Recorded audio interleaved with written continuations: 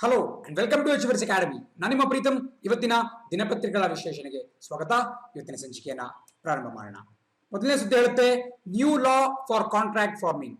ನೋಡಿ, ಏನು ಪ್ರಧಾನಮಂತ್ರಿ ನರೇಂದ್ರ ಮೋದಿ ಅವರು ಇತ್ತೀಚೆಗಷ್ಟೇ ಆತ್ಮ ನಿರ್ಭರ್ ಭಾರತ್ ಅಭಿಯಾನ್ ಅಂತಕ್ಕಂತಹ ಒಂದು ಯೋಜನೆಯನ್ನ ಪ್ರಾರಂಭ ಮಾಡಿದ್ರು. ಅದರ ಅನುಗುಣವಾಗಿ ಸುಮಾರು 20 ಲಕ್ಷ ಕೋಟಿ ರೂಪಾಯಿಗಳಷ್ಟು ವಿಶೇಷ ಆರ್ಥಿಕ ಪ್ಯಾಕೇಜ್ ಅನ್ನ ಅನೌನ್ಸ್ ಮಾಡಿದ್ರು. ಅದಕ್ಕೆ ಸಂಬಂಧಪಟ್ಟಂತೆ ಬೇರೆ ಬೇರೆ ಹಂತಗಳಲ್ಲಿ ಕ್ರಮಗಳನ್ನ ಕೇಂದ್ರ ಸರ್ಕಾರ ಘೋಷಣೆ ಮಾಡ್ತಾನೆ ಬರ್ತಿದೆ.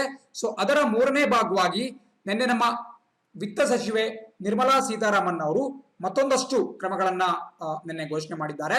ಸೊ ಅದರಲ್ಲಿ ಪ್ರಮುಖವಾದಂತಹ ಸುದ್ದಿ ಈ ಕಾಂಟ್ರಾಕ್ಟ್ ಫಾರ್ಮಿಂಗ್ ಅಂತಕ್ಕಂಥದ್ದು. ಸೊ ಇದ್ರ ಬಗ್ಗೆ ನಾವು ಡೀಟೇಲ್ಸ್ ತಿಳ್ಕೋಬೇಕಾಗುತ್ತೆ. ಬಿಕಾಸ್ ಕಳೆದ 2 ದಶಕಗಳಿಂದನೂ ಕೂಡ ಈ ಕಾಂಟ್ರಾಕ್ಟ್ ಫಾರ್ಮಿಂಗ್ ಅಥವಾ ಗುತ್ತಿಗೆ ಕೃಷಿ ಅನ್ನುವಂತಹ ಒಂದು ಕೂಗು ದೇಶಾದ್ಯಂತ ಕೇಳಿ ಬರ್ತಾ ಇತ್ತು. ಹಲವಾರು ಕೃಷಿ ರಂಗದ ತಜ್ಞರು ಗುತ್ತಿಗೆ ಕೃಷಿಯನ್ನ ಸರ್ಕಾರ ಒಂದು ಕಾನೂನುಬದ್ಧಗೊಳಿಸಬೇಕು, ಅದಕ್ಕೆ ಕಾನೂನಿನ ಬೆಂಬಲ ಕೊಡಬೇಕು ಅಂತ ಹೇಳಿ ಕೇಳ್ಕೊಳ್ತಾನೆ ಬರ್ತಿದ್ರು. ಸೊ ಅದರ ಅಂಗವಾಗಿ ನಿನ್ನೆ ಒಂದಿಷ್ಟು ಕ್ರಮಗಳನ್ನ ಘೋಷಣೆ ಮಾಡಿದ್ದಾರೆ. ಸೊ ಅದ್ರ ಬಗ್ಗೆ ನಾವು ತಿಳ್ಕೊಳ್ತಾ ಹೋಗೋದಾದ್ರೆ, ಮೊದಲನೇದಾಗಿ ಇಲ್ಲಿ ನೋಡ್ತಾ ಇದ್ದೀರಾ, ನಮ್ಮ ಸರ್ಕಾರ ತಡೆರಹಿತವಾಗಿ ಅಂತಾರಾಜ್ಯ ಕೃಷಿ ಉತ್ಪನ್ನಗಳ ಸಾಗಾಟ ಮತ್ತು ಮಾರಾಟ ನಡಿಬೇಕು ಅನ್ನೋ ಉದ್ದೇಶದಿಂದ ಸಾಕಷ್ಟು ಕ್ರಮವನ್ನು ಕೈಗೊಳ್ತಿದೆ. ಸೊ ಅದರ ಅಂಗವಾಗಿ ಈ ಎಸೆನ್ಷಿಯಲ್ ಕಮೋಡಿಟೀಸ್ ಆಕ್ಟ್ 1955 ನೋಡಿ, ಬಹಳ ಇಂಪಾರ್ಟೆಂಟ್ ಆಗಿರ್ತಕ್ಕಂತಹ ಒಂದು ನಮ್ಮ ಸಂಸತ್ತಿನ ಕಾಯ್ದೆ. ಇದನ್ನ ಎಲ್ಲರೂ ಕೂಡ ನೋಟ್ ಡೌನ್ ಮಾಡ್ಕೊಳ್ಳಬೇಕಾಗುತ್ತೆ. ನಿಮ್ಗೆ ಇಲ್ಲಿ ಕಾಣಿಸ್ತಾ ಇದೆ, ಎಸೆನ್ಷಿಯಲ್ ಕಮೋಡಿಟೀಸ್ ಆಕ್ಟ್ 1955 ಅಂದ್ರೆ ಕನ್ನಡದಲ್ಲಿ ಹೇಳೋದಾದ್ರೆ ಅಗತ್ಯ ಸಾಮಗ್ರಿಗಳ ಕಾಯ್ದೆ 1955. ನೋಡಿ, ಇದನ್ನ ಜಾರಿಗೆ ತಂದಿದ್ದಂತಹ ಉದ್ದೇಶ ಏನು ಅಂತ ಹೇಳಿದ್ರೆ, 1955ರ ಸಮಯದಲ್ಲಿ ನಮ್ಮ ಭಾರತ ಸಾಕಷ್ಟು ಆಹಾರ ಕೊರತೆಯನ್ನು ಎದುರಿಸ್ತಾ ಇತ್ತು. ಫುಡ್ ಸ್ಕೇರ್ಸಿಟಿ ನಮ್ಮ ದೇಶದಲ್ಲಿ ಕಾಣಿಸ್ಕೊಳ್ತಾ ಇತ್ತು. ನಮ್ಮಲ್ಲಿ ಈ ಆಹಾರ ಭದ್ರತೆ ಅನ್ನೋದಿರ್ಲಿಲ್ಲ. ಅಂಡ್ ನಮ್ಮ ದೇಶದ ಜನರ ಅಗತ್ಯಕ್ಕಿಂತ ಕಡಿಮೆ ಆಹಾರವನ್ನ ದೇಶ ಉತ್ಪಾದನೆ ಮಾಡಲಾಗ್ತಾ ಇತ್ತು. ಸೊ ಆ ಸಂದರ್ಭದಲ್ಲಿ ಈ ಅಗತ್ಯ ಸಾಮಗ್ರಿಗಳ ರಫ್ತಾಗುವುದನ್ನ ತಡೆಯುವುದಕ್ಕೆ ಮತ್ತು ಅವುಗಳನ್ನ ಸಂಗ್ರಹಣೆ ಮಾಡುವುದು, ಮಿತಿ ಮೀರಿಬಿಟ್ಟು ಏನು ಹೋರ್ಡಿಂಗ್ ಮಾಡ್ತಾರೆ ಅದನ್ನ ತಡೆಗಟ್ಟುವಂತಹ ಉದ್ದೇಶದಿಂದ ನಮ್ಮ ಸಂಸತ್ತು 1955ನೇ ಇಸ್ವಿಯಲ್ಲಿ ಎಸೆನ್ಷಿಯಲ್ ಕಮೋಡಿಟೀಸ್ ಆಕ್ಟ್ ಅಥವಾ ಅಗತ್ಯ ಸಾಮಗ್ರಿಗಳ ಕಾಯ್ದೆಯನ್ನ ಜಾರಿಗೆ ತಂದಿತ್ತು. ಬಟ್ ಇವಾಗ ಕಾಲ ಚೇಂಜ್ ಆಗಿದೆ. ನಮ್ಮ ದೇಶದಲ್ಲೂ ಕೂಡ ಈ ಒಂದು ಅಗ್ರಿಕಲ್ಚರಲ್ ಬೂಮ್ ಸ್ಟಾರ್ಟ್ ಆಗಿದೆ. ಅಂದ್ರೆ ಯಾವಾಗಿಂದ ನಮ್ಮಲ್ಲಿ ಈ ಹಸಿರು ಕ್ರಾಂತಿ ಆಯ್ತು, ಅವಾಗಿಂದನೂ ಕೂಡ ನಮ್ಮ ದೇಶದ ಜನರ ಅಗತ್ಯಕ್ಕಿಂತನೂ ಕೂಡ ಹೆಚ್ಚಾಗಿ ನಮ್ಮಲ್ಲಿ ಈ ಒಂದು ಕೃಷಿ ಉತ್ಪನ್ನಗಳು ಉತ್ಪಾದನೆ ಆಗ್ತಾ ಇದ್ದಾವೆ. ಅದಕ್ಕೆ ನಾವು ಸರ್ಪ್ಲಸ್ ಅಂತ ಕರಿತೀವಿ. ಸರ್ಪ್ಲಸ್ ಅಂತ ಹೇಳಿದ್ರೆ ನಮಗೆ ಎಷ್ಟು ಬೇಕೋ ಅದಕ್ಕಿಂತ ಜಾಸ್ತಿ ನಮ್ಮ ಹತ್ರ ಸಂಗ್ರಹಣೆ ಇದೆ. ಸೊ ಇಂತಹ ಸಂದರ್ಭದಲ್ಲಿ 1955ರಷ್ಟು ಹಳೆಯ ಕಾಯ್ದೆ ತನ್ನ ಅಸ್ತಿತ್ವವನ್ನ ಕಳ್ಕೊಳ್ಳುತ್ತೆ. ಈ ಒಂದು ವಿಚಾರವನ್ನ ಗಮನಿಸಿರ್ತಕ್ಕಂತಹ ಕೇಂದ್ರ ಸರ್ಕಾರ ಅದಕ್ಕೆ ತಿದ್ದುಪಡಿ ತಂದ್ಬಿಟ್ಟು ಬಹಳ ಸುಲಭವಾಗಿ ನಮ್ಮ ರೈತರು ತಾವು ಬೆಳೆದಿರ್ತಕ್ಕಂತಹ ಉತ್ಪನ್ನಗಳನ್ನ ರಫ್ತು ಮಾಡುವುದಕ್ಕೆ ಅನುಗುಣ ಮಾಡಿಕೊಡ್ತಾರೆ. ಜೊತೆಗೆ ಈ ವ್ಯಾಪಾರಿಗಳೇನಿರ್ತಾರೆ ಅವರು ಎಷ್ಟು ಬೇಕಾದ್ರೂ ಆಹಾರ ಸಾಮಗ್ರಿಗಳನ್ನ ಸಂಗ್ರಹಣೆ ಮಾಡಬಹುದು ಅಂತ ಅದಕ್ಕೆ ತಿದ್ದುಪಡಿ ತರುವುದಕ್ಕೆ ನಮ್ಮ ಸರ್ಕಾರ ಹೊರಟಿದೆ. ಬಹಳ ಇಂಪಾರ್ಟೆಂಟ್. ಬಿಕಾಸ್ ಮುಂಚೆ ಸರ್ಕಾರದ ಕ್ರಮಕ್ಕೆ ಹೆದರು ಬಿಟ್ಟು ವ್ಯಾಪಾರಿಗಳು ಒಂದು ಏನು ನಿಗದಿಪಡಿಸಿದ ಒಂದು ಮಿತಿಗಿಂತನೂ ಜಾಸ್ತಿ ಆಹಾರ ಸಾಮಗ್ರಿಗಳನ್ನ ಖರೀದಿ ಮಾಡುವುದಕ್ಕೆ ಹಿಂದೇಟು ಹಾಕ್ತಾ ಇದ್ರು. ಬಟ್ ಈಗ ಆ ಮಿತಿಯನ್ನ ಸಂಪೂರ್ಣವಾಗಿ ತಡೆದಾಕಲಾಗುತ್ತೆ. ಸೊ ಕೇವಲ ರಾಷ್ಟ್ರೀಯ ತುರ್ತು ಪರಿಸ್ಥಿತಿ ಮತ್ತು ರಾಷ್ಟ್ರೀಯ ಒಂದು ದೊಡ್ಡ ಅಭಾವ ಇರ್ತಕ್ಕಂತಹ ಸಮಯದಲ್ಲಿ ಮಾತ್ರ ಈ ಒಂದು ಸಂಗ್ರಹಣೆಗೆ ಮಿತಿ ಹೇರಲಾಗುತ್ತೆ. ಇನ್ನು ಉಳಿದಂತಹ ಎಲ್ಲಾ ಸಂದರ್ಭದಲ್ಲಿ ವ್ಯಾಪಾರಿಗಳು ಎಷ್ಟು ಬೇಕೋ ಅಷ್ಟು ಸಾಮಗ್ರಿಗಳನ್ನ ಖರೀದಿ ಮಾಡಿಟ್ಕೊಂಡು ತಾವು ಹೋಲ್ಡ್ ಮಾಡಬಹುದು, ಸಂಗ್ರಹಣೆ ಮಾಡಬಹುದು. ಸೋ ದಟ್ ಬೆಲೆ ಬಂದಾಗ ಅದನ್ನ ಅವರು ಮಾರಾಟ ಮಾಡಬಹುದಾಗುತ್ತೆ. ಇಲ್ಲೂ ಕೂಡ ನೋಡ್ತಾ ಇದ್ದೀರಾ ನೀವು, ಕೆಲವೊಂದು 6 ಬೆಳೆಗಳನ್ನ ಗುರುತಿಸಲಾಗಿದೆ. 6 ಟೈಪ್ ಆಫ್ ಅಗ್ರಿಕಲ್ಚರಲ್ ಪ್ರಾಡಕ್ಟ್ಸ್. ಈ ಕೃಷಿ ಉತ್ಪನ್ನಗಳ ಮೇಲೆ ಸರ್ಕಾರ ಡಿರೆಗ್ಯುಲರೈಸ್ ಮಾಡುತ್ತೆ, ಅಂದ್ರೆ ನಿಯಂತ್ರಣವನ್ನ ತೆಗೆದು ಹಾಕುತ್ತೆ. ಸೊ ನಿಮಗೆ ಕೊಟ್ಟಿರೋದು ನೋಡ್ತಾ ಇರ್ಬೋದು ನೀವು, ಸೀರಿಯಲ್ಸ್ ಅಂದ್ರೆ ಧಾನ್ಯಗಳಿರ್ಬೋದು, ಖಾದ್ಯ ತೈಲ ಇರ್ಬೋದು, ತೈಲ ಬೀಜಗಳಿರ್ಬೋದು, ಅದೇ ರೀತಿ ಕಾಳುಗಳು, ಈರುಳ್ಳಿ ಮತ್ತು ಆಲೂಗಡ್ಡೆ, ಇಂತಹ 6 ಕೃಷಿ ಉತ್ಪನ್ನಗಳ ಮೇಲೆ ಸರ್ಕಾರ ಹೇರಿದ್ದಂತಹ ಎಲ್ಲಾ ನಿಯಂತ್ರಣವನ್ನ ತೆಗೆದುಹಾಕಲಾಗುತ್ತೆ. ಸೊ ಇವುಗಳ ಮಾರಾಟಕ್ಕೆ ಬಹಳ ಅನುಕೂಲ ಆಗುತ್ತೆ. ಇದೊಂದು ಬಹಳ ಇಂಪಾರ್ಟೆಂಟ್ ಆದಂತಹ ವಿಚಾರ. ಸೊ ಹಾಗಾಗಿ 1955ರ ಕಾಯ್ದೆಗೆ ತಿದ್ದುಪಡಿ ತರುವುದಾಗಿ ಸರ್ಕಾರ ಘೋಷಣೆ ಕೂಡ ಮಾಡಿದೆ. ಇದು ಕೂಡ ತುಂಬಾ ಇಂಪಾರ್ಟೆಂಟ್. ಇದು ಕೃಷಿಕರಿಗೆ ಮತ್ತು ವ್ಯಾಪಾರಿಗಳಿಗೆ ಸಾಕಷ್ಟು ಲಾಭವನ್ನ ತೆಗೆದುಕೊಂಡು ಬರುತ್ತೆ. ಬಟ್ ಈ ಒಂದು ವಿಚಾರವನ್ನ ಘೋಷಣೆ ಮಾಡಬೇಕಾದ್ರೆ ನಮ್ಮ ಹಣಕಾಸು ಸಚಿವೆ ನಿರ್ಮಲಾ ಸೀತಾರಾಮನ್ ಅವರಿಗೆ ಒಂದು ಪ್ರಶ್ನೆಯನ್ನ ಕೇಳಲಾಯಿತು. ಅದೇನಪ್ಪಾ ಅಂತ ಹೇಳಿದ್ರೆ, ಕೃಷಿ ಅಥವಾ ಅಗ್ರಿಕಲ್ಚರ್ ಅಂತಕ್ಕಂತಹದ್ದು ರಾಜ್ಯ ಪಟ್ಟಿಯಲ್ಲಿ ಬರುತ್ತೆ, ಸ್ಟೇಟ್ ಲಿಸ್ಟ್ ಅಲ್ಲಿ ಬರುತ್ತೆ. ನೀವು ಭಾರತೀಯ ಸಂವಿಧಾನವನ್ನ ಗಮನಿಸೋದಾದ್ರೆ ಅದರಲ್ಲಿ ರಾಜ್ಯ ಪಟ್ಟಿ, ನಮ್ಮ ಕೇಂದ್ರ ಪಟ್ಟಿ ಮತ್ತು ಸಮವರ್ತಿ ಪಟ್ಟಿ ಅಂದ್ರೆ ಕನ್ಕರೆಂಟ್ ಲಿಸ್ಟ್, ಮೂರು ರೀತಿಯಾದಂತಹ ಲಿಸ್ಟ್ಗಳು ಬರ್ತವೆ. ಕೃಷಿ ಅನ್ನೋದು ರಾಜ್ಯ ಪಟ್ಟಿಗೆ ಸೇರಿದಿರತಕ್ಕಂತಹ ಒಂದು ವಿಚಾರ. ಸೊ ಇದರ ಮೇಲೆ ಹೇಗೆ ಕೇಂದ್ರ ಸರ್ಕಾರ ಅಥವಾ ಸಂಸತ್ತು ಯಾವ ರೀತಿ ಕಾಯ್ದೆಯನ್ನ ರಚನೆ ಮಾಡಬಹುದು ಅಂತ ಅವರಿಗೊಂದು ಪ್ರಶ್ನೆಯನ್ನ ಕೇಳಲಾಯಿತು. ಇದಕ್ಕೆ ಅವ್ರು ಏನಂತ ಉತ್ತರ ಕೊಟ್ಟಿದ್ದಾರಪ್ಪ ಅಂತ ಹೇಳಿದ್ರೆ, ಕೃಷಿ ಅಂತಕ್ಕಂತಹದ್ದು ರಾಜ್ಯಗಳ ಪಟ್ಟಿಯಲ್ಲಿ ಬರುತ್ತೆ, ಆದ್ರೂ ಕೂಡ ಅಂತಾರಾಜ್ಯ ಕೃಷಿ ಮಾರಾಟ ಏನಿದೆ, ಕೃಷಿ ಉತ್ಪನ್ನ ಮಾರಾಟ ಏನಿದೆ, ಇದು ನಮ್ಮ ಸೆಂಟ್ರಲ್ ಲಿಸ್ಟ್ ಅಲ್ಲಿ ಬರುತ್ತೆ, ಕೇಂದ್ರ ಪಟ್ಟಿಯಲ್ಲಿ ಬರುತ್ತೆ. ಹಾಗಾಗಿ ಈ ಒಂದು ವಿಚಾರದ ಕುರಿತಾಗಿ ಕೇಂದ್ರ ಸರ್ಕಾರ ಒಂದು ಮಸೂದೆಯನ್ನ ಪಾಸ್ ಮಾಡುವ ಎಲ್ಲ ಅರ್ಹತೆಯನ್ನ ನಮ್ಮ ಸಂಸತ್ತು ಹೊಂದಿದೆ ಅಂತ ಹೇಳಿ ನಿರ್ಮಲಾ ಸೀತಾರಾಮನ್ ಅವರು ತಿಳಿಸಿದ್ದಾರೆ. ಇದು ಕೂಡ ಒಂದು ಗಮನಿಸಬೇಕಾಗಿರ್ತಕ್ಕಂತಹ ವಿಚಾರ. ಸೊ ಇದ್ರ ಜೊತೆಗೆ ನೀವು ಭಾರತೀಯ ಸಂವಿಧಾನದ ವಿಚಾರಗಳನ್ನು ಕೂಡ ಕಲ್ತ್ಕೊಳ್ತಾ ಹೋಗ್ಬೇಕಾಗುತ್ತೆ. ಸೊ ಇದರ ಮೂಲ ಉದ್ದೇಶ ಏನಪ್ಪಾ ಅಂತ ಹೇಳಿದ್ರೆ, ಪ್ರಸ್ತುತವಾಗಿ ಮಂಡಿಗಳೇನಿದ್ದಾವೆ, APMCಗಳಿರ್ಬೋದು ಅಥವಾ ಈ ಸಾಂಪ್ರದಾಯಿಕ ಮಂಡಿಗಳೇನಿದ್ದಾವೆ, ಅದನ್ನ ಹೊರತುಪಡಿಸೂ ಕೂಡ ಆಕರ್ಷಕವಾದಂತಹ ಬೆಲೆಗೆ ರೈತರು ತಮ್ಮ ಉತ್ಪನ್ನವನ್ನ ಮಾರಾಟ ಮಾಡುವಂತಾಗಬೇಕು. ಅದು ನಮ್ಮ ಸರ್ಕಾರದ ಒಂದು ಕನಸಾಗಿದೆ. ಸೊ ಇದರಿಂದ ನಮ್ಮ ಕೃಷಿಕರ ಒಂದು ಆದಾಯ ದ್ವಿಗುಣಗೊಳ್ಳುವಂತಹ ಸಾಧ್ಯತೆ ಇದೆ ಅಂತ ಹೇಳಿ ಕೇಂದ್ರ ಸರ್ಕಾರ ಭಾವಿಸುತ್ತೆ. ಸೊ ಅವರಿಗೆ ಬೇರೆ ಬೇರೆ ಮಾರುಕಟ್ಟೆಯನ್ನ ಒದಗಿಸಿಕೊಡೋ ಉದ್ದೇಶದಿಂದ ಈ ರೀತಿಯಾದಂತಹ ಸುಧಾರಣಾ ಕ್ರಮಗಳನ್ನ ಸರ್ಕಾರ ಜಾರಿಗೆ ತರ್ತಾ ಇದೆ. ಇದು ಬಹಳ ಇಂಪಾರ್ಟೆಂಟ್. ಅಂಡ್ ನಾನು ಆಗ್ಲೇ ಹೇಳಿದಂಗೆ ಕಾಂಟ್ರಾಕ್ಟ್ ಫಾರ್ಮಿಂಗ್ ಕೂಡ ಸರ್ಕಾರ ಕಾನೂನು ಒಂದನ್ನ ರಚನೆ ಮಾಡುವುದಾಗಿ ಘೋಷಣೆ ಮಾಡಿದೆ. ಸೊ ಕಾಂಟ್ರಾಕ್ಟ್ ಫಾರ್ಮಿಂಗ್ ಅಂದ್ರೆ ಏನು? ಬಹಳ ಸಿಂಪಲ್. ಗುತ್ತಿಗೆ ಕೃಷಿ ಅಂತ ಹೇಳಿದ್ರೆ, ಯಾವುದಾದ್ರೂ ಒಂದು ಖಾಸಗಿ ಕಂಪನಿ, ಫಾರ್ ಎಕ್ಸಾಂಪಲ್ ಒಂದು ಫುಡ್ ಪ್ರೊಸೆಸಿಂಗ್ ಇಂಡಸ್ಟ್ರಿ ಬಂದ್ಬಿಟ್ಟು ಒಬ್ಬ ರೈತನ ಬಳಿ ಮುಂಚೆಯೇ ಒಪ್ಪಂದ ಮಾಡ್ಕೊಳ್ಳುತ್ತೆ, ನೀವು ಇಂತಹ ತಳಿಯ ಬೀಜವನ್ನ ಬಿತ್ತಬೇಕು, ಇಂತಹ ಬೆಳೆಯನ್ನ ಬೆಳಿಬೇಕು, ಹಾಗಾದಲ್ಲಿ ಆ ಬೆಳೆ ಕಟಾವಿಗೆ ಬಂದಾಗ ಇಂಥ ನಿರ್ದಿಷ್ಟ ಹಣವನ್ನ ಪಾವತಿ ಮಾಡಿಬಿಟ್ಟು ನಾವೇ ಸಂಪೂರ್ಣ ಬೆಳೆಯನ್ನ ಖರೀದಿ ಮಾಡ್ತೀವಿ. ಸೊ ಇದನ್ನ ನಾವು ಕಾಂಟ್ರಾಕ್ಟ್ ಫಾರ್ಮಿಂಗ್ ಅಂತ ಕರಿತೀವಿ. ಸೊ ಇದರಿಂದ ರೈತನಿಗೆ ಒಂದು ಸ್ಟೆಬಿಲಿಟಿ ಸಿಗುತ್ತೆ, ಒಂದು ಸ್ಥಿರತೆ ಸಿಗುತ್ತೆ, ಒಂದು ಬೆಲೆಯ ಗ್ಯಾರಂಟಿ ಕೂಡ ಸಿಗುತ್ತೆ. ಪ್ರಸಕ್ತವಾಗಿ ಯಾವ ರೀತಿ ಇದೆ, ಒಂದು ಡೈನಾಮಿಸಮ್ ಇದೆ. ಮಾರುಕಟ್ಟೆಯಲ್ಲಿ ಅವತ್ತಿನ ದಿನ ಯಾವ ಬೆಲೆ ಇರುತ್ತೋ ಆ ಒಂದು ಬೆಲೆಗೆ ಬೆಳೆಗಳು ಬಿಕರಿ ಆಗ್ತವೆ. ಬಟ್ ಕಾಂಟ್ರಾಕ್ಟ್ ಫಾರ್ಮಿಂಗ್ ಮೂಲಕ ಖಾಸಗಿ ಕಂಪನಿಗಳು ಮುಂಚೆಯೇ ಹೇಳಿರ್ತವೆ ನಿರ್ದಿಷ್ಟವಾದಂತಹ ಒಂದು ಮೊತ್ತವನ್ನ ನಾವು ಕೊಡ್ತೀವಿ ಅಂತೇಳಿ. ಆ ಒಂದು ಒಪ್ಪಂದಕ್ಕೆ ಸಹಿ ಹಾಕ್ಬಿಟ್ಟು ರೈತ ಅವ್ರು ಹೇಳಿದ ತಳಿಯ ಬೆಳೆಯನ್ನ ಬೆಳೆದ್ಬಿಟ್ಟು ಅವರಿಗೆ ಮಾರಾಟ ಮಾಡಬಹುದು. ಇದು ಖಾಸಗಿ ಕಂಪನಿಗಳಿಗೂ ಕೂಡ ಒಳ್ಳೆಯದು, ಜೊತೆಗೆ ರೈತರಿಗೂ ಕೂಡ ಬಹಳ ಒಳ್ಳೆಯದು. ಯಾಕಪ್ಪ ಅಂದ್ರೆ ಅವರಿಗೆ ಒಂದು ಬೆಲೆಯ ಗ್ಯಾರಂಟಿ ಇರುತ್ತೆ. ನಾನು ಇಂತಹ ಬೆಳೆಯನ್ನ ಬೆಳೆದ್ರೆ ಎಷ್ಟು ಬೆಲೆ ನಂಗೆ ಸಿಗುತ್ತೆ ಅಂತ ಅವರಿಗೆ ಒಂದು ಕನ್ಫರ್ಮೇಶನ್ ಇರುತ್ತೆ. ಸೊ ಹಾಗಾಗಿ ಇದು ತುಂಬಾ ಇಂಪಾರ್ಟೆಂಟ್ ಆಗಿರತಕ್ಕಂತ ಒಂದು ವಿಚಾರ. ಕಾಂಟ್ರಾಕ್ಟ್ ಫಾರ್ಮಿಂಗ್ ಮತ್ತು ಈ ಎಸೆನ್ಷಿಯಲ್ ಕಮೋಡಿಟೀಸ್ ಆಕ್ಟ್ 1955 ಬಗ್ಗೆ ಸಂಪೂರ್ಣವಾಗಿ ನೋಟ್ ಡೌನ್ ಮಾಡ್ಕೊಳ್ತಾ ಮುಂದಕ್ಕೆ ಹೋಗ್ಬೇಕಾಗತ್ತೆ. ಸುದ್ದಿ ಹೇಳುತ್ತೆ, coast guard ship count hits 150. ತುಂಬಾ ಇಂಪಾರ್ಟೆಂಟ್ ಆಗಿರತಕ್ಕಂಥ ವಿಚಾರ. ನೋಡಿ, ಕೋಸ್ಟ್ ಗಾರ್ಡ್ ಅಂದ್ರೆ ಏನು? ನಾವು ಕರಾವಳಿ ಭದ್ರತಾ ಪಡೆ ಅಂತ ಕರಿತೀವಿ. Coast guard, Indian coast guard, ICG ಅಂತ ಕರಿಬಹುದು, ಅಥವಾ ಕನ್ನಡದಲ್ಲಿ ಕರಾವಳಿ ಭದ್ರತಾ ಪಡೆ. ಇದನ್ನ 1978ನೇ ಇಸ್ವಿಯಲ್ಲಿ ರಚನೆ ಮಾಡಲಾಯಿತು.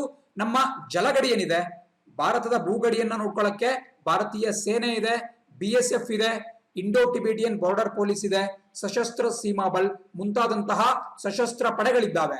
ಬಟ್ ಭಾರತೀಯ ಜಲಗಡಿ ಕೂಡ ಸಾವಿರಾರು ಕಿಲೋಮೀಟರ್ನಷ್ಟು ಉದ್ದಕ್ಕೆ ಹಬ್ಬಿದೆ. ಅದರ ಒಂದು ಸುರಕ್ಷತೆಯ ಜವಾಬ್ದಾರಿಯನ್ನ ಇಂಡಿಯನ್ ಕೋಸ್ಟ್ ಗಾರ್ಡ್ ಅಥವಾ ಭಾರತೀಯ ಕರಾವಳಿ ರಕ್ಷಣಾ ಪಡೆ ಹೊತ್ಕೊಂಡಿದೆ. ಸೊ ಇದು ನಮ್ಮ ಕೋಸ್ಟ್ ಗಾರ್ಡ್. 1978ನೇ ಇಸ್ವಿಯಲ್ಲಿ ಅದನ್ನ ಸ್ಥಾಪನೆ ಕೂಡ ಮಾಡಲಾಯಿತು. ಬಹಳ ಇಂಪಾರ್ಟೆಂಟ್. ನಿನ್ನೆ ಅಲ್ಲಿಗೆ ಒಂದು ಹೊಸ ಹಡಗನ್ನ ಒಂದು ಇಂಡಕ್ಷನ್ ಮಾಡ್ಕೊಳ್ಳಲಾಗಿದೆ, ಹೊಸ ಹಡಗನ್ನ ಸೇರ್ಪಡೆ ಮಾಡ್ಕೊಳ್ಳಲಾಗಿದೆ. ಇದರ ಜೊತೆಗೆ ಅಲ್ಲಿರ್ತಕ್ಕಂತಹ ಒಟ್ಟು ಹಡಗುಗಳ ಸಂಖ್ಯೆ 150ಕ್ಕೆ ರೀಚ್ ಆಗಿದೆ. ಇದೊಂದು ಮೈಲಿಗೆಲ್ಲು ಅಂತಾನೆ ಹೇಳ್ಬೋದು. ಬಹಳ ಇಂಪಾರ್ಟೆಂಟ್ ಆಗಿರತಕ್ಕಂಥ ವಿಚಾರ. ಸೊ ಇಲ್ಲಿ ಕೂಡ ಕೊಟ್ಟಿದ್ದಾರೆ ಯಾವ ಒಂದು ಶಿಪ್ ಅನ್ನ ಇತ್ತೀಚೆಗಷ್ಟೇ ಸೇರ್ಪಡೆ ಮಾಡಿಕೊಂಡ್ರು. ಖಂಡಿತವಾಗಿ ಪರೀಕ್ಷೆಯಲ್ಲಿ ಪ್ರಶ್ನೆ ಆಗುತ್ತೆ. ಬಿಕಾಸ್ 150 ಹಡಗುಗಳು ನಮ್ಮ ಇಂಡಿಯನ್ ಕೋಸ್ಟ್ ಗಾರ್ಡ್ ಬಳಿ ಇವಾಗ ಸೇರ್ಪಡೆಯಾಗಿದ್ದಾವೆ. ಸೊ ಅದರ ಹೆಸರು ತುಂಬಾ ಇಂಪಾರ್ಟೆಂಟ್. ಇದನ್ನ ICGS ಸಾಚೆತ್ ಅಂತ ಕರಿತೀವಿ. ICGS ಸಾಚೆತ್ ಕನ್ನಡದಲ್ಲಿ ಕೂಡ ಬರಿತಾ ಇದ್ದೀನಿ. ದಯವಿಟ್ಟು ನಿಮ್ಮ ನೋಟ್ಬುಕ್ ಅಲ್ಲಿ ನೋಟ್ ಡೌನ್ ಮಾಡ್ಕೊಳ್ಳೇಬೇಕಾಗತ್ತೆ. ಒಂದ್ ಮಾತನ್ನು ಗಮನಿಸಿ, ನಾವು ಇತ್ತೀಚೆಗಷ್ಟೇ INS ಜಲಾಶ್ವ ಅಂತೆಲ್ಲ ಮಾತಾಡ್ತಾ ಇದ್ವಿ. ಅದು ನಮ್ಮ ನೌಕಾಪಡೆಗೆ ಸಂಬಂಧಪಟ್ಟಿರತಕ್ಕಂತಹದ್ದು. ಅಲ್ಲಿ ನಾವು INS ಅಥವಾ ಇಂಡಿಯನ್ ನ್ಯಾವಲ್ ಸರ್ವಿಸ್ ಅಂತ ಕರಿತೀವಿ. INS ಜಲಾಶ್ವ ಇರ್ಬೋದು, INS ಕೇಸರಿ ಇರ್ಬೋದು, INS ಸಹ್ಯಾದ್ರಿ ಇರ್ಬೋದು. ಬಟ್ ಅದೇ ಕೋಸ್ಟ್ ಗಾರ್ಡ್ಗೆ ಬರ್ತಕ್ಕಂತಹ ಎಲ್ಲಾ ಹಡಗುಗಳನ್ನ ನಾವು ICGS ಅಂತ ಕರಿತೀವಿ. ICGS Sachet, Indian coast guard service, Indian naval service, Indian coast guard service. ಬಹಳ ಇಂಪಾರ್ಟೆಂಟ್ ಆಗಿರತಕ್ಕಂತಹ ವಿಚಾರ, ನೋಟ್ ಡೌನ್ ಮಾಡ್ಕೊಳ್ಳೇಬೇಕಾಗುತ್ತೆ. ಅಂಡ್ ಕೆಳಗಡೆ ನೋಡ್ತಾ ಇದ್ದೀರಾ, ಈ ಒಂದು IC Indian coast guard service ICGS. So ICGS Sachet ಅನ್ನುವಂತಹ ಹಡಗನ್ನ ಗೋವಾ ಶಿಪ್ ಯಾರ್ಡ್ ಲಿಮಿಟೆಡ್ ನಲ್ಲಿ ಕಟ್ಟಲಾಗಿದೆ. ಈ ಹಡಗನ್ನ ಸ್ವದೇಶೀಯವಾಗಿ ನಿರ್ಮಾಣ ಮಾಡಲಾಗಿದೆ, Goa shipyard limited.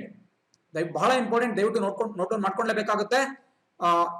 Goa shipyard limited ಅಂತಕ್ಕಂತಹದ್ದು ಸರ್ಕಾರಿ ಒಡೆತನದ ಹಡಗು ಕಟ್ಟತಕ್ಕಂತಹ ಒಂದು ಕಂಪನಿ. ಇದು ನಮ್ಮ ಭಾರತೀಯ ಸರ್ಕಾರ ಇದರ ಒಂದು ಜವಾಬ್ದಾರಿನ ಹೊತ್ಕೊಂಡಿದೆ. ಗೋವಾ ಶಿಪ್ ಯಾರ್ಡ್ ಲಿಮಿಟೆಡ್ ಬಹಳ ಇಂಪಾರ್ಟೆಂಟ್. ಇವರು ಈ ಒಂದು ICGS ಸಾಚೆತ್ ಅನ್ನುವಂತಹ ಹಡಗನ್ನ ನಿರ್ಮಾಣ ಮಾಡಿದ್ದಾರೆ. ಇದು ಭಾರತೀಯ ಸರ್ಕಾರದ ಒಂದು ಸಂಸ್ಥೆ ಅಂತಾನೆ ಹೇಳ್ಬೋದು. ಅಷ್ಟೇ ಅಲ್ಲ, ಜೊತೆಗೆ 2 ಇಂಟರ್ಸೆಪ್ಟರ್ ಬೋಟ್ಸ್ IB ಬೋಟ್ ಗಳನ್ನ ಕೂಡ ನಿನ್ನೆ ಇಂಡಕ್ಟ್ ಮಾಡ್ಕೊಳ್ಳಲಾಗಿದೆ. 2 ಇಂಟರ್ಸೆಪ್ಟರ್ ಬೋಟ್ಸ್ ಗಳನ್ನ, ಅದು ಕೂಡ ತುಂಬಾ ಇಂಪಾರ್ಟೆಂಟ್. ಅವನ್ನು ಕೂಡ ಭಾರತದಲ್ಲೇ ತಯಾರು ಮಾಡಲಾಗಿದೆ. ಎಲ್ಲಿ ಮಾಡಿದ್ದಾರಪ್ಪ ಅಂತ ಹೇಳಿದ್ರೆ ಲಾರ್ಸನ್ ಅಂಡ್ ಟರ್ಬೋ LNT ಅಂತಕ್ಕಂತಹದ್ದು ಈ ಕಾಮಗಾರಿ ಕ್ಷೇತ್ರದ ಬಹುದೊಡ್ಡ ಕಂಪನಿ. ನೀವು ಬೇರೆ ಬೇರೆ ರಸ್ತೆ ಕಾಮಗಾರಿ ಇರ್ಬೋದು, ಫ್ಲೈಓವರ್ಸ್ ಇರ್ಬೋದು, ದೊಡ್ಡ ದೊಡ್ಡ ಕಟ್ಟಡಗಳಿರ್ಬೋದು. ಅಷ್ಟೇ ಯಾಕೆ, ಸರ್ದಾರ್ ವಲ್ಲಭಭಾಯ್ ಪಟೇಲ್ ಅವರ ವಿಶ್ವದ ಅತಿ ದೊಡ್ಡ ಒಂದು ಪ್ರತಿಮೆಯನ್ನ ನಿರ್ಮಾಣ ಮಾಡಿದ್ದು ಕೂಡ ಇದೇ Larsen and turbo company LNT. So ಈ ಒಂದು 2 ಇಂಟರ್ಸೆಪ್ಟರ್ ಬೋಟ್ ಗಳನ್ನು ಕೂಡ LNT ಕಂಪನಿ ಗುಜರಾತ್ನ ಸೂರತ್ ಡಿಸ್ಟ್ರಿಕ್ಟ್ ನಲ್ಲಿ ಇರತಕ್ಕಂತಹ ಹಾಜಿರಾ ಅನ್ನುವ ಪ್ರದೇಶದಲ್ಲಿ ಅದನ್ನ ನಿರ್ಮಾಣ ಮಾಡಿದ್ದಾವೆ. So LNT shipyard, Larsen and ಟರ್ಬೋ ಶಿಪ್ ಯಾರ್ಡ್, ಅದು ಕೂಡ ಬಹಳ ಇಂಪಾರ್ಟೆಂಟ್. LNT ಅಂತಕ್ಕಂಥದ್ದು ನಮ್ಮ ದೇಶದ ಒಂದು ಬಹುದೊಡ್ಡ ಈ ಒಂದು ಕಾಮಗಾರಿ ಕ್ಷೇತ್ರದ ಕಂಪನಿ. ಅದರಲ್ಲಿ ಸುಮಾರು 1.8% ಶೇರ್ ಅನ್ನ ಭಾರತೀಯ ಸರ್ಕಾರ ಹೊಂದಿದೆ. 1.8% of the stakes are owned by government of India. ಅದು ಕೂಡ ತುಂಬಾ ಇಂಪಾರ್ಟೆಂಟ್, ನೋಟ್ ಡೌನ್ ಮಾಡ್ಕೊಂಡೇ ಹೋಗ್ಬೇಕಾಗುತ್ತೆ. ಅಂಡ್ ಇಲ್ಲಿ ಮತ್ತೊಂದು ವರ್ಡ್ ನಾನು ಹೈಲೈಟ್ ಮಾಡಿದೀನಿ, ನಾಟ್ಸ್ ಅಂತ ಕೇಳ್ತಾ ಇದ್ದೀರಾ. ನಾಟ್ಸ್ ಅಂದ್ರೆ ಏನು? ನಾವು ರಸ್ತೆಯಲ್ಲಿ ಹೋಗುವಂತಹ ವೇಗವನ್ನ km/h ಅಂತ ನಾವು ಅಳಿತಾ ಹೋಗ್ತೀವಿ, ಅಥವಾ ಮೀಟರ್/ಸೆಕೆಂಡ್ ಸ್ಟ್ಯಾಂಡರ್ಡ್ ಯೂನಿಟ್ ಆಗಿ ಅಳಿತಾ ಹೋಗ್ತೀವಿ. ಅದೇ ಸಮುದ್ರದಲ್ಲಿ ಹಡಗುಗಳು ಮತ್ತು ಬೋಟ್ಗಳ ವೇಗವನ್ನ ನಾಟ್ಸ್ ಮೂಲಕ ಅಳೆಯಲಾಗುತ್ತೆ. ಸೊ ಈ ಒಂದು 45 ನಾಟ್ಸ್ ವೇಗದಲ್ಲಿ ಚಲಿಸುವಂತಹ ಸಾಮರ್ಥ್ಯ ಹೊಂದಿದೆ ಅಂತ ಇದು ಹೇಳಲಾಗುತ್ತೆ. ಬಹಳ ಇಂಪಾರ್ಟೆಂಟ್. ICGS ಸಾಚೆತ್ ನೀವು ನೋಟ್ ಡೌನ್ ಮಾಡ್ಕೊಳ್ತಾ, ಇಂಡಿಯನ್ ಕೋಸ್ಟ್ ಗಾರ್ಡ್ ಬಗ್ಗೆ ಡೀಟೇಲ್ಸ್ ನೋಟ್ ಡೌನ್ ಮಾಡ್ಕೊಳ್ತಾ ಮುಂದಕ್ಕೆ ಹೋಗ್ಬೇಕಾಗತ್ತೆ. ಅಂಡ್ ಪ್ರಸಕ್ತವಾಗಿ ಇಂಡಿಯನ್ ಕೋಸ್ಟ್ ಗಾರ್ಡ್ ನ ಮುಖ್ಯಸ್ಥರು ಯಾರಪ್ಪ ಅಂತ ಹೇಳಿದ್ರೆ K ನಟರಾಜನ್. ದಯವಿಟ್ಟು ನೋಟ್ ಡೌನ್ ಮಾಡ್ಕೋಬೇಕಾಗತ್ತೆ. K ನಟರಾಜನ್ ಅವರು ಪ್ರಸಕ್ತವಾಗಿ ಇಂಡಿಯನ್ ಕೋಸ್ಟ್ ಗಾರ್ಡ್ ನ ಡೈರೆಕ್ಟರ್ ಜನರಲ್ ಆಗಿದ್ದಾರೆ, ಮುಖ್ಯಸ್ಥರಾಗಿದ್ದಾರೆ. ಮುಂದಿನ ಸುದ್ದಿ ನೋಡೋದಾದ್ರೆ BSY 3ನೇ ಪ್ಯಾಕೇಜ್. ನೋಡಿ ಯಾವ ರೀತಿ ಕೇಂದ್ರ ಸರ್ಕಾರ ಬೇರೆ ಬೇರೆ ಕ್ರಮಗಳನ್ನ ಕೈಗೊಳ್ತಾ ಇದೆ, ಅದೇ ನಿಟ್ಟಿನಲ್ಲಿ ರಾಜ್ಯ ಸರ್ಕಾರವು ಕೂಡ ಬೇರೆ ಬೇರೆ ಕ್ರಮಗಳನ್ನ ಕೈಗೊಳ್ತಾ ಇದೆ. ಸೊ ಇನ್ನು 3ನೇ ಪ್ಯಾಕೇಜ್ ಅನ್ನ ನಿನ್ನೆ ಮುಖ್ಯಮಂತ್ರಿ BS ಯಡಿಯೂರಪ್ಪ ಅವರು ಘೋಷಣೆ ಮಾಡಿದ್ದಾರೆ. ಇದರಲ್ಲಿ ಪ್ರಮುಖವಾದಂತಹ ಪಾಯಿಂಟ್ಸ್ ಗಳನ್ನ ಮಾತ್ರ ನಾವು ನೋಟ್ ಡೌನ್ ಮಾಡ್ತಾ ಹೋಗೋಣ. ಅದರಲ್ಲಿ ಇಂಪಾರ್ಟೆಂಟ್ ಅಂದ್ರೆ ಮೆಕ್ಕೆಜೋಳ ಬೆಳೆಗಾರರಿಗೆ ತಲಾ 5,000 ರೂಪಾಯಿ.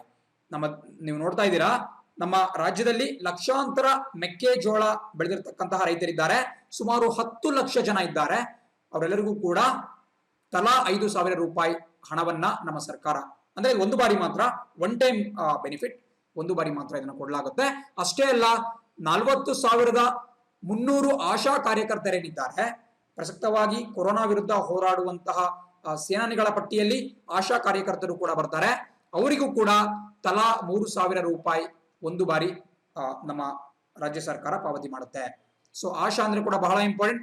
ಅಕ್ರೆಡಿಟೆಡ್ ಸೋಷಿಯಲ್ ಹೆಲ್ತ್ ಆಕ್ಟಿವಿಸ್ಟ್ ಅಂತ ಕರಿತೀವಿ. ಇದೇ ರೀತಿ ಉಷಾ ಅಂತ ಕೂಡ ಬರುತ್ತೆ.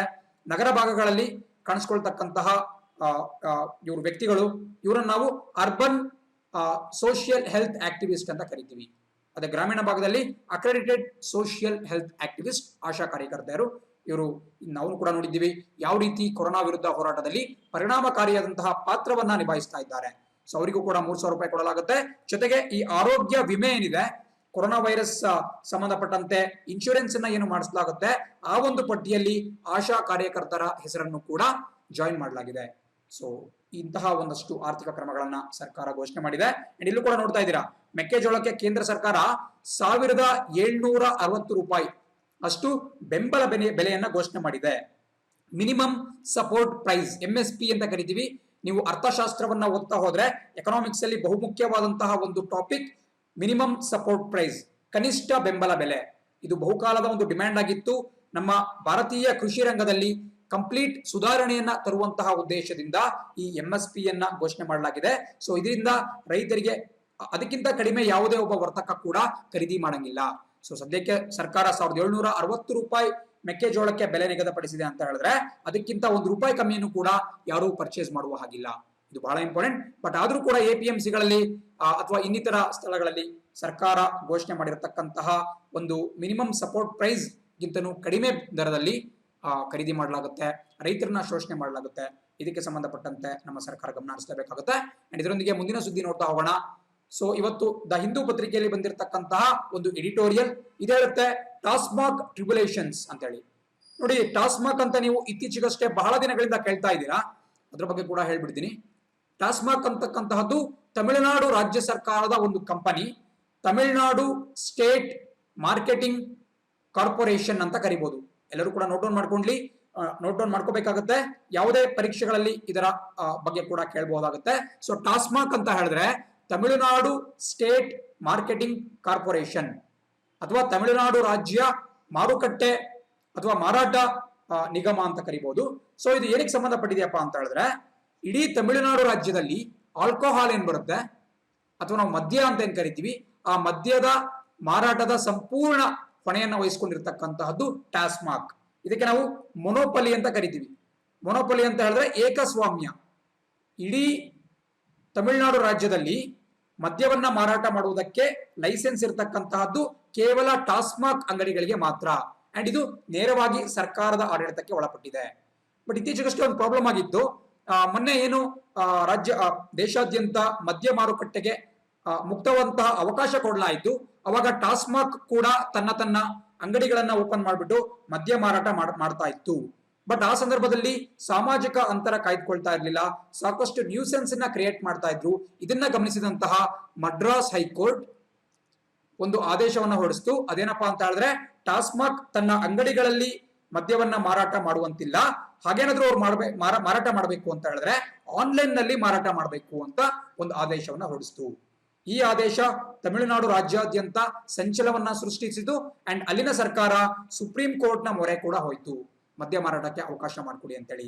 ಬಟ್ ಇಲ್ಲ ಅವ್ರು ಹೇಳ್ತಾ ಇದ್ದಾರೆ, ನೋಡಿ ಸುಪ್ರೀಂ ಕೋರ್ಟ್ಗೆ ಹೋಗುವಂತಹ ಅವಶ್ಯಕತೆ ಇರಲಿಲ್ಲ, ಬಿಕಾಸ್ ಸಾಮಾಜಿಕ ಅಂತರವನ್ನ ಕಾಯ್ದುಕೊಳ್ಳುವುದು ಕಷ್ಟ ಆಗುತ್ತೆ, ಟಾಸ್ಮಾಕ್ ಮುಂದೆ ಜನಜಂಗುಳಿಯೇ ಏರ್ಪಡುತ್ತೆ.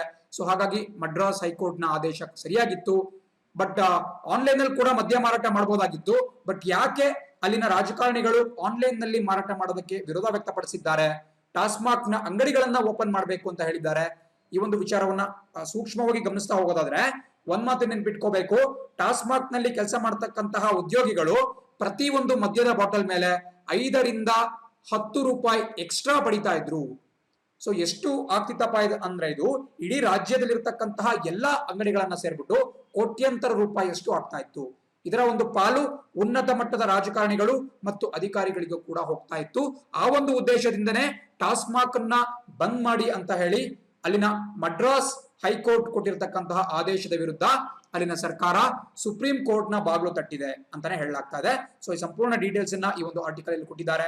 ಟಾಸ್ಮಾಕ್ ಅಂದ್ರೆ ಗೊತ್ತಿರಬೇಕು, ಯಾವ ರೀತಿ ತಮಿಳುನಾಡಿನಲ್ಲಿ ಸಂಪೂರ್ಣ ಮದ್ಯ ಮಾರಾಟದ ಒಂದು ಪರವಾನಗಿ ಕೇವಲ ಟಾಸ್ಮಾಕ್ಗೆ ಬರುತ್ತೆ.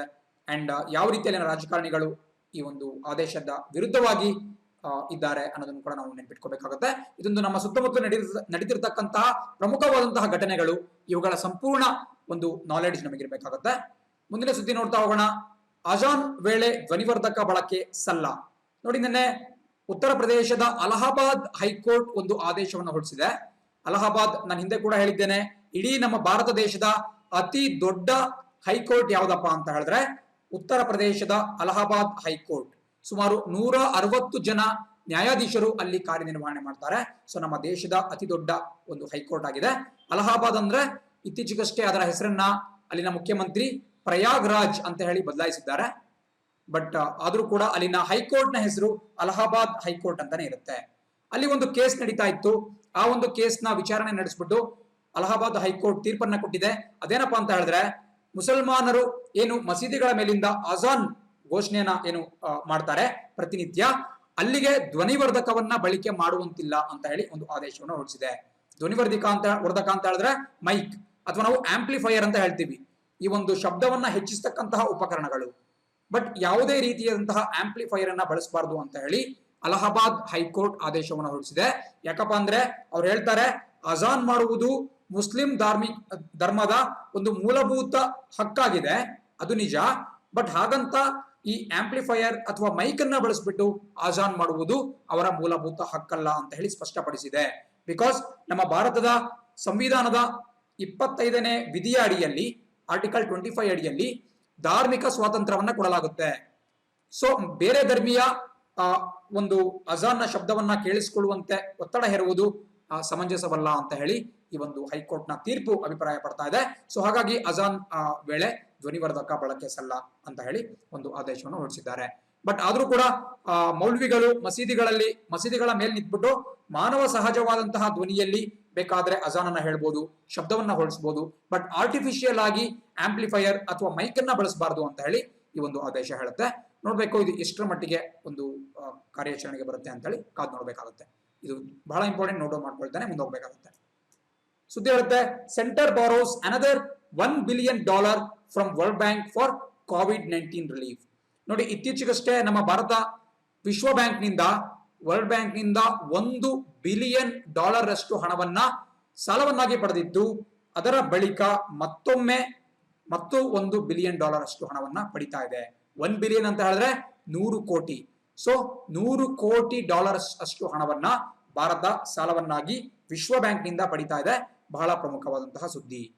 ಸೊ ಇಲ್ಲಿ ಕೂಡ ನೋಡ್ತಾ ಇದ್ದೀರಾ, ಈ ಸಂಪೂರ್ಣ $1 billion ಅನ್ನ ಒಂದೇ ಹಂತದಲ್ಲಿ ಕೊಡಲಾಗುವುದಿಲ್ಲ, ಬದಲಾಗಿ 2 ಹಂತದಲ್ಲಿ ಕೊಡ್ತಾರೆ.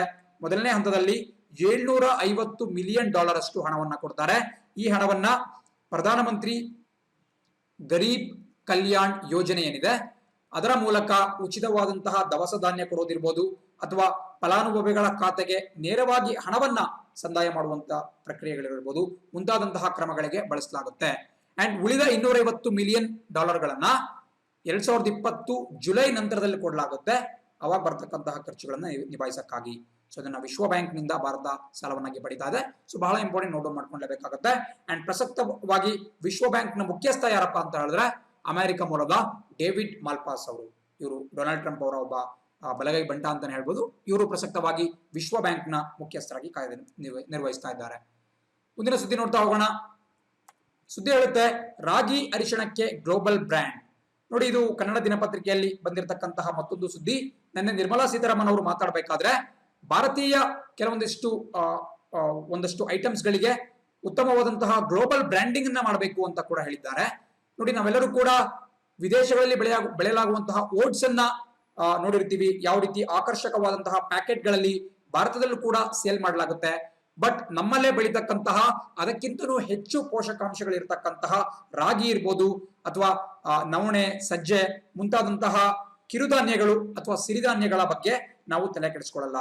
ಇದಕ್ಕೆ ಕಾರಣ ಏನಪ್ಪಾ ಅಂತ ಹೇಳಿದ್ರೆ ನಮ್ಮಲ್ಲಿ ಇರತಕ್ಕಂತಹ ಅವೇರ್ನೆಸ್ ನ ಕೊರತೆ. ಇದಕ್ಕೆ ಬ್ರ್ಯಾಂಡಿಂಗ್ ಇಲ್ಲ.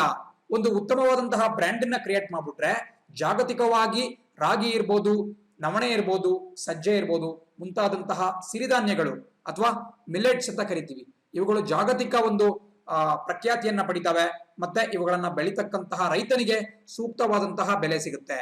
ಸೊ ಹಾಗಾಗಿ ಸರ್ಕಾರ ರಾಗಿ, ಅರಿಶಿಣ, ಮೆಣಸಿನಕಾಯಿ, ಕೇಸರಿ ಮುಂತಾದಂತಹ ಪ್ರಾದೇಶಿಕ ವೈಶಿಷ್ಟ್ಯತೆ ಉಳ್ಳಂತಹ ವಸ್ತುಗಳನ್ನ ಗ್ಲೋಬಲ್ ಆಗಿ ಅಂದ್ರೆ ಜಾಗತಿಕ ಮಟ್ಟದಲ್ಲಿ ಬ್ರ್ಯಾಂಡಿಂಗ್ ಮಾಡಬೇಕು ಅಂತ ಹೇಳಿ ತೀರ್ಮಾನ ಮಾಡಿದೆ.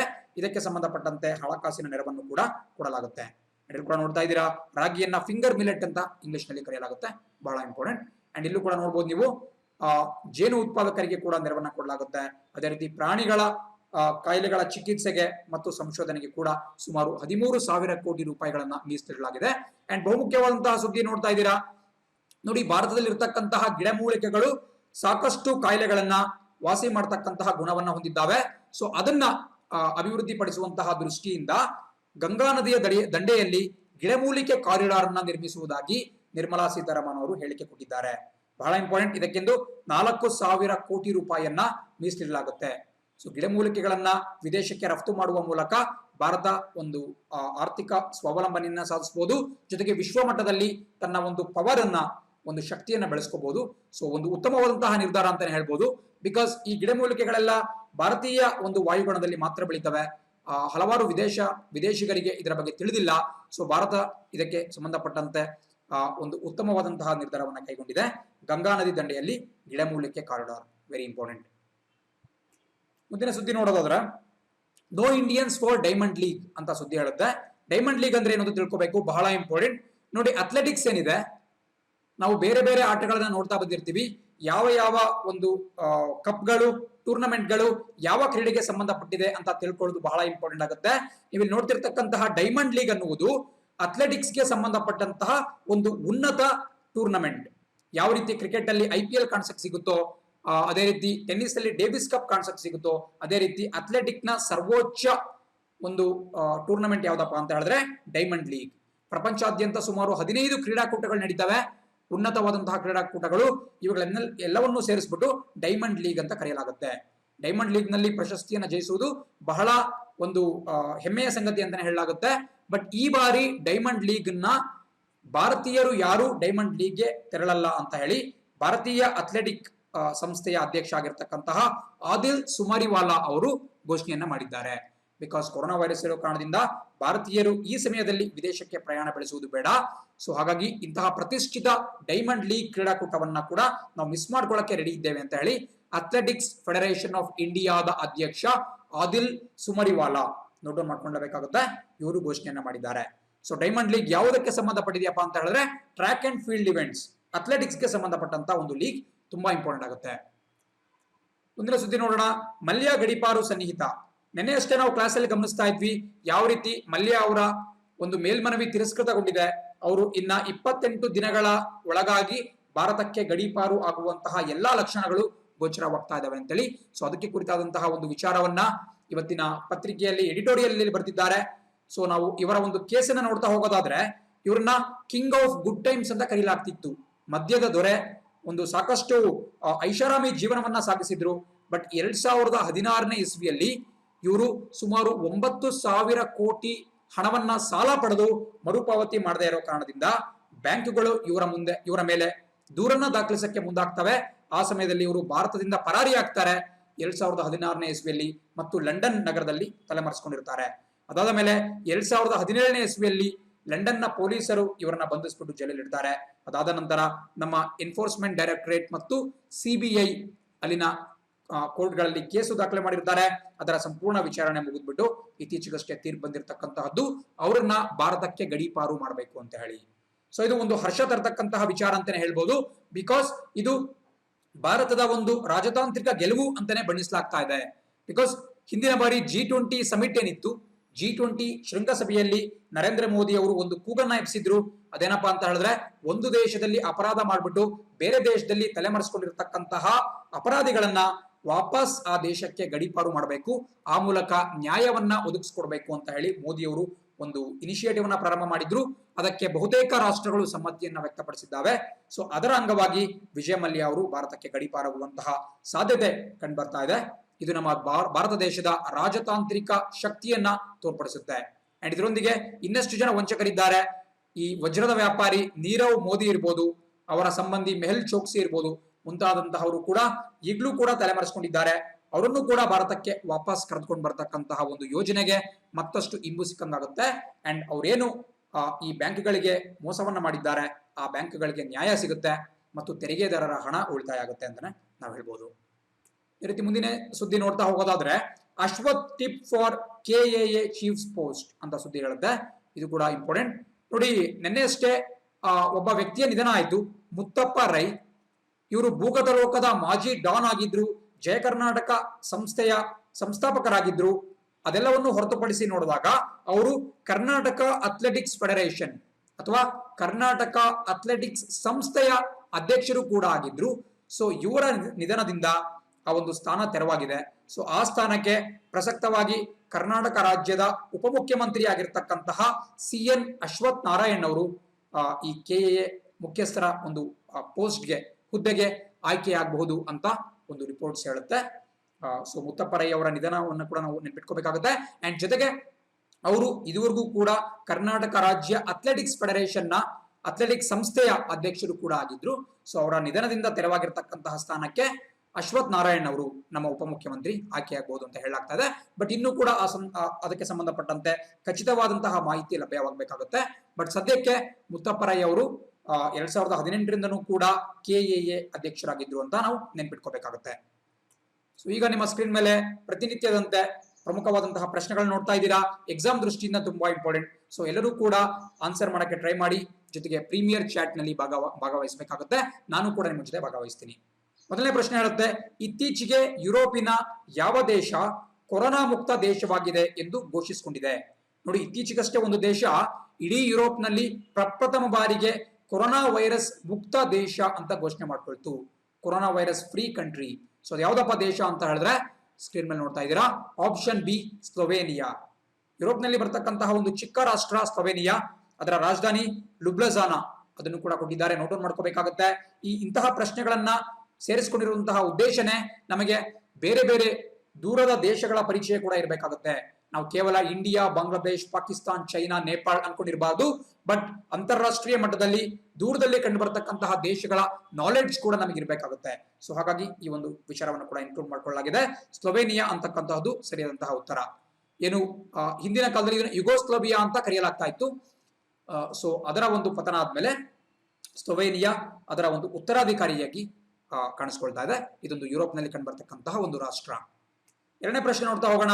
ಇತ್ತೀಚೆಗೆ world economic situation and prospects report ಅನ್ನ ಯಾವುದು ಜಾರಿಗೆ ತಂದಿದೆ? ಇತ್ತೀಚೆಗಷ್ಟೇ ಒಂದು ವರದಿ ಮಂಡನೆ ಆಯಿತು. ಅಲ್ಲಿ ಎಕನಾಮಿಕ್ಸ್ ಅಂತ ಬರಬೇಕಾಗುತ್ತೆ.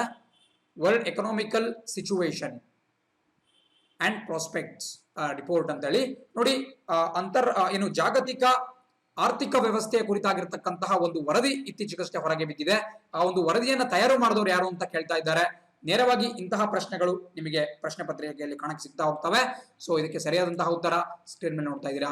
United Nations. ಆಪ್ಷನ್ ಎ, ಸಂಯುಕ್ತ ರಾಷ್ಟ್ರ ಅಥವಾ ಸಂಯುಕ್ತ ರಾಷ್ಟ್ರ ಅಂತ ಕರಿಬಾರ್ದಲ್ಲಿ ಯುನೈಟೆಡ್ ನೇಷನ್ ಅಂತ ಹೇಳಿದ್ರೆ ವಿಶ್ವಸಂಸ್ಥೆ ಅಂತ ಕರೆಯೋದು ಸಮಂಜಸವಾಗುತ್ತೆ. ಸೊ ಯುನೈಟೆಡ್ ನೇಷನ್ಸ್ ಅಥವಾ ವಿಶ್ವಸಂಸ್ಥೆಯವರು ಈ world economics situation and prospects ಅನ್ನುವಂತಹ ಒಂದು ವರದಿಯನ್ನು ಜಾರಿಗೆ ತಂದಿದ್ದಾರೆ. ಇದು ಪ್ರಪಂಚದ ಹಣಕಾಸು ಸ್ಥಿತಿಗತಿಗೆ ಸಂಬಂಧಪಟ್ಟಂತಹ ಒಂದು ವರದಿಯಾಗಿದೆ. ಅಂಡ್ ಕೆಳಗಡೆ ಕೂಡ ನೋಡ್ತಾ ಇದ್ದೀರಾ ಯಾವ ರೀತಿ ಯುನೈಟೆಡ್ ನೇಷನ್ಸ್ ಡೇ ಅನ್ನ ಅಕ್ಟೋಬರ್ 24ರಂದು ಆಚರಣೆ ಮಾಡಲಾಗುತ್ತೆ. ಅಂಡ್ ವಿಶ್ವಸಂಸ್ಥೆಯ ಕೇಂದ್ರ ಕಚೇರಿ ಅಮೆರಿಕ ದೇಶದ ನ್ಯೂಯಾರ್ಕ್ ನಲ್ಲಿ ಕಂಡು ಬರುತ್ತೆ. ಒಂದ್ ಮಾತು ನೆನ್ಪಿಟ್ಕೊಳ್ಳಿ, ಯುನೈಟೆಡ್ ನೇಷನ್ಸ್ ಡೇ ಅನ್ನ ಅಕ್ಟೋಬರ್ 24ನೇ ತಾರೀಕಿನಂದು ಯಾಕೆ ಆಚರಣೆ ಮಾಡಲಾಗುತ್ತೆ ಅಂತ ಹೇಳಿದ್ರೆ 1945ನೇ ಇಸ್ವಿ ಅಕ್ಟೋಬರ್ 24ನೇ ತಾರೀಕಿನಂದೇ ಅಮೆರಿಕ ದೇಶದ ಕ್ಯಾಲಿಫೋರ್ನಿಯಾ ರಾಜ್ಯದ ಸ್ಯಾನ್ ಫ್ರಾನ್ಸಿಸ್ಕೋ ನಗರದಲ್ಲಿ ಈ ಯುನೈಟೆಡ್ ನೇಷನ್ಸ್ ಅಥವಾ ವಿಶ್ವಸಂಸ್ಥೆಯ ಸ್ಥಾಪನೆಯಾಗುತ್ತೆ. ಸೊ ಹಾಗಾಗಿ ಪ್ರತಿ ವರ್ಷ ಅಕ್ಟೋಬರ್ 24ನ್ನ ವಿಶ್ವಸಂಸ್ಥೆ ದಿನ ಅಂತ ಹೇಳಿ ಆಚರಣೆ ಮಾಡ್ತಾ ಹೋಗ್ತೀವಿ. ಮೂರನೇ ಪ್ರಶ್ನೆ ನೋಡ್ತಾ ಇದ್ದೀರಾ. ಇತ್ತೀಚೆಗೆ ಯಾರು ಕೋಬಸ್ 6800 ಟೆಸ್ಟಿಂಗ್ ಮಿಷಿನ್ ಅನ್ನ ರಾಷ್ಟ್ರಕ್ಕೆ ಸಮರ್ಪಿಸಿದ್ದಾರೆ? ಬಹಳ ಇಂಪಾರ್ಟೆಂಟ್. ಅದಕ್ಕಿಂತ ಮುಂಚೆ ನಾವು ಈ ಕೋಬಸ್ 6800 ಅದನ್ನ ಏನು ಅಂತ ಗಮನಿಸಬೇಕಾಗುತ್ತೆ. ಸೊ ಕೋಬಸ್ ಅಂತ ಹೇಳಿದ್ರೆ ಇದೊಂದು ಅತ್ಯಾಧುನಿಕವಾದಂತಹ ಒಂದು ಸಾಧನ. ಇದು ಈ ಪಾಲಿಮರೇಸ್ ಚೈನ್ ರಿಯಾಕ್ಷನ್ ಏನಿದೆ, reverse transcription polymerase chain reaction, ಈ ಒಂದು ಪರೀಕ್ಷೆಯನ್ನ ಎದಕ್ಕೆ ಬಳಸ್ತಾರೆ? ಕೊರೋನಾ ವೈರಸ್ ಸೋಂಕು ಇದೆಯೋ ಇಲ್ವೋ ಅಂತ ದೃಢಪಡಿಸಕ್ಕೆ RT-PCR ಅಥವಾ reverse transcription polymerase chain reaction ಅನ್ನುವಂತಹ ಪರೀಕ್ಷಾ ವಿಧಾನವನ್ನ ಬಳಸಲಾಗುತ್ತೆ. ಸೊ ಈ ಒಂದು ಪರೀಕ್ಷೆಯನ್ನು ಮಾಡುವುದಕ್ಕಿರ್ತಕ್ಕಂತಹ ಅತ್ಯಾಧುನಿಕ ಒಂದು ಸಾಧನವನ್ನ ಕೋಬಸ್ 6800 ಅಂತ ಕರಿತೀವಿ. ಸೊ ಇಂತಹ ಒಂದು ಅತ್ಯಾಧುನಿಕ ಉಪಕರಣವನ್ನ ಭಾರತ ಇತ್ತೀಚೆಗಷ್ಟೇ ಒಂದು ಖರೀದಿ ಮಾಡಿದೆ. ಅದನ್ನ ಯಾರು ರಾಷ್ಟ್ರಕ್ಕೆ ಸಮರ್ಪಿಸಿದ್ದಾರಪ್ಪ ಅಂತ ಹೇಳಿದ್ರೆ ಸ್ಕ್ರೀನ್ ಮೇಲೆ ನೋಡ್ತಾ ಇದ್ದೀರಾ. Option C, Harshvardhan Singh. Doctor Harshvardhan ಅವರು ಭಾರತದ ಆರೋಗ್ಯ ಸಚಿವರಾಗಿದ್ದಾರೆ. ಸೊ ಇವರು ಈ ಕೋಬಸ್ 6800 ಅನ್ನುವಂತಹ ಸಾಧನವನ್ನ ರಾಷ್ಟ್ರಕ್ಕೆ ಸಮರ್ಪಣೆ ಮಾಡಿದ್ದಾರೆ. ನೋಡಿ, ಈ ಕೋಬಸ್ ಅನ್ನುವಂತಹ ಸಾಧನ ಏನಿದೆ ಅದು ಕೇವಲ COVID-19 ಮಾತ್ರವಲ್ಲ, ಹೆಪಟೈಟಿಸ್ ಬಿ ಇರ್ಬೋದು ಅಥವಾ HIV ಏಡ್ಸ್ ಇರ್ಬೋದು, ಮುಂತಾದಂತಹ ರೋಗಗಳ ಪತ್ತೆಗೆ ಕೂಡ ಸಹಾಯ ಮಾಡುತ್ತೆ. ಸೊ RT-PCR ಟೆಕ್ನಿಕ್ ಅನ್ನು ಅದು ಬಳಸುತ್ತೆ, ಬಹಳ ಇಂಪಾರ್ಟೆಂಟ್, ನೋಟ್ ಡೌನ್ ಮಾಡ್ಕೊಳ್ಳೇಬೇಕಾಗುತ್ತೆ. 4ನೇ ಪ್ರಶ್ನೆ ನೋಡ್ತಾ ಇದ್ದೀರಾ, ಇತ್ತೀಚೆಗಷ್ಟೇ ಸುದ್ದಿಯಲ್ಲಿರುವ ನೇತ್ರಾವತಿ ಅಭಯಾರಣ್ಯ ಯಾವ ರಾಜ್ಯದಲ್ಲಿ ಕಂಡು ಬರುತ್ತೆ? ನೋಡಿ, ಇತ್ತೀಚೆಗಷ್ಟೇ ನೇತ್ರಾವತಿ ಅಭಯಾರಣ್ಯ ಅಥವಾ ನೇತ್ರಾವತಿ ವೈಲ್ಡ್ ಲೈಫ್ ಸ್ಯಾಂಕ್ಚುರಿ ಒಂದು ಸುದ್ದಿಯಲ್ಲಿತ್ತು. ಯಾಕಪ್ಪ ಅಂತ ಹೇಳಿದ್ರೆ ಅಲ್ಲಿ ಬಹಳ ಅಪರೂಪಕ್ಕೆ ಕಂಡು ಬರ್ತಕ್ಕಂತಹ ಬ್ಲ್ಯಾಕ್ ಪ್ಯಾಂಥರ್ ಕಂಡು ಬಂದಿತ್ತು. ಬ್ಲ್ಯಾಕ್ ಪ್ಯಾಂಥರ್ ಅಂತ ಹೇಳಿದ್ರೆ ಕಪ್ಪು ಚಿರತೆ ಅಂತ ಕರಿಬಹುದು. ಸೊ ಈ ಬ್ಲ್ಯಾಕ್ ಪ್ಯಾಂಥರ್ ನೇತ್ರಾವತಿ ಅಭಯಾರಣ್ಯದಲ್ಲಿ ಕಂಡು ಬಂದಿತ್ತು. ಸೊ ಈ ನೇತ್ರಾವತಿ ಅಭಯಾರಣ್ಯ ಯಾವ ರಾಜ್ಯದಲ್ಲಿ ಕಂಡು ಬರುತ್ತೆ ಅಂತ ಕೇಳ್ತಾ ಇದ್ದಾರೆ. ಬಹಳ ಜನ ನೇತ್ರಾವತಿ ನದಿ ನಮ್ಮ ಕರ್ನಾಟಕದಲ್ಲಿ ಹರಿಯೋ ಕಾರಣದಿಂದ ಕರ್ನಾಟಕ ಅಂತ ಆನ್ಸರ್ ಹಾಕ್ತೀರಾ, ಬಟ್ ಅದು ಖಂಡಿತವಾಗಿ ತಪ್ಪಾಗುತ್ತೆ. ಸರಿಯಾದಂತಹ ಉತ್ತರ ಆಪ್ಷನ್ ಬಿ, ಗೋವಾ ರಾಜ್ಯ. So Netravati wild life sanctuary ಗೋವಾದಲ್ಲಿ ಕಂಡು ಬರುತ್ತೆ, ಬಹಳ ಇಂಪಾರ್ಟೆಂಟ್. 5ನೇ ಪ್ರಶ್ನೆ ನೋಡ್ತಾ ಇದ್ದೀರಾ, ಮುಸ್ತಫಾ ಅಲ್ ಕದಿಮಿ ಇತ್ತೀಚೆಗೆ ಯಾವ ದೇಶದ ನೂತನ ಪ್ರಧಾನಿಯಾಗಿ ಅಧಿಕಾರ ಸ್ವೀಕಾರ ಮಾಡಿದ್ರು? ಇದಕ್ಕೆ ಹಿಂದೆ ಅಷ್ಟೇ ನಾವು ಡಿಸ್ಕಸ್ ಕೂಡ ಮಾಡಿದ್ದೇವೆ ಇದ್ರ ಬಗ್ಗೆ ಕೆಲವು ದಿನಗಳ ಹಿಂದೆ. ಸೊ ಮುಸ್ತಫಾ ಅಲ್ ಕದಿಮಿ ಅವರು ಇತ್ತೀಚೆಗಷ್ಟೇ ಆಪ್ಷನ್ ಬಿ ಇರಾಕ್ ದೇಶದ ಮುಖ್ಯಸ್ಥರಾಗಿ ಅಧಿಕಾರವನ್ನು ಸ್ವೀಕಾರ ಮಾಡಿಕೊಂಡಿದ್ದಾರೆ, ತುಂಬಾ ಇಂಪಾರ್ಟೆಂಟ್ ಆಗುತ್ತೆ. 6ನೇ ಪ್ರಶ್ನೆ ನೋಡ್ತಿದ್ದೀರಾ, ಯಾವ ರಾಜ್ಯ ಸರ್ಕಾರವು ಮತಿರ್ ಸೃಷ್ಟಿ ಯೋಜನೆಯನ್ನ ಆರಂಭಿಸಿದೆ? ಮತಿರ್ ಸೃಷ್ಟಿ ಅಂತಕ್ಕಂತಹದ್ದು ಈ ಅಗ್ರೋನಾಮಿಕ್ಸ್ ಅಥವಾ ಈ ಕೃಷಿಗೆ ಸಂಬಂಧಪಟ್ಟಂತೆ ಉತ್ತೇಜನ ನೀಡುವುದು. ಈ ಕೊರೋನಾ ವೈರಸ್ ನಿಂದ ಏನು ನೆಲಕಚ್ಚಿದ್ದಾರೆ ಅವರಿಗೆ ಬೆಂಬಲ ಕೊಡ್ತಕ್ಕಂತಹ ಒಂದು ಯೋಜನೆ. ಈ ಮತಿರ್ ಸೃಷ್ಟಿ ಅನ್ನುವಂತಹ ಯೋಜನೆಯನ್ನ ನೀವು ಸ್ಕ್ರೀನ್ ನಲ್ಲಿ ನೋಡ್ತಾ ಇದ್ದೀರಾ. ಆಪ್ಷನ್ ಡಿ ಪಶ್ಚಿಮ ಬಂಗಾಳ ಸರ್ಕಾರ ಈ ಒಂದು ಯೋಜನೆಯನ್ನ ಜಾರಿಗೆ ತಂದಿದೆ. ಇತ್ತೀಚೆಗಷ್ಟೇ ಪಶ್ಚಿಮ ಬಂಗಾಳ ಜಾರಿಗೆ ತಂದಂತ ಮತ್ತಷ್ಟು ಯೋಜನೆ ಬಗ್ಗೆ ಕೂಡ ನಾವು ನೋಡಿದ್ವಿ. ಸೊ ಅವೆಲ್ಲವನ್ನು ಕೂಡ ನಾವು ಮರಿಬಾರ್ದು, ಪ್ರತಿನಿತ್ಯ ನಾವು ರಿಫ್ರೆಶ್ ಮಾಡ್ಕೊಳ್ತಾನೆ ಹೋಗ್ಬೇಕಾಗುತ್ತೆ. ನೀವೇನು ಕರೆಂಟ್ ಅಫೇರ್ಸ್ ನೋಟ್ಸ್ ಮಾಡ್ತಾ ಇದ್ದೀರಾ ಇದನ್ನ ಕಾಲಕ್ಕೆ ನೀವು ರಿವೈಸ್ ಮಾಡ್ತಾ ಹೋಗ್ಬೇಕಾಗುತ್ತೆ.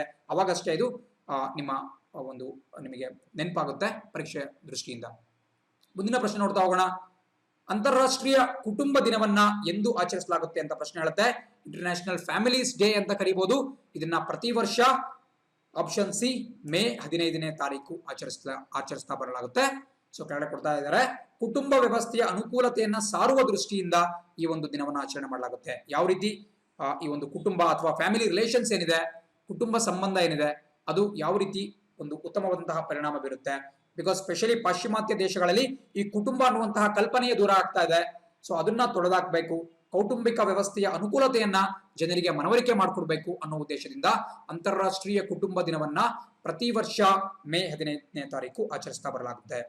ಸೊ ಇದನ್ನು ಕೂಡ ನೋಟ್ ಮಾಡ್ಕೋಬೇಕಾಗುತ್ತೆ. ಇದರೊಂದಿಗೆ ಇವತ್ತಿನ ದಿನಪತ್ರಿಕೆ ವಿಶ್ಲೇಷಣೆ ಮುಕ್ತಾಯ ಆಗುತ್ತೆ.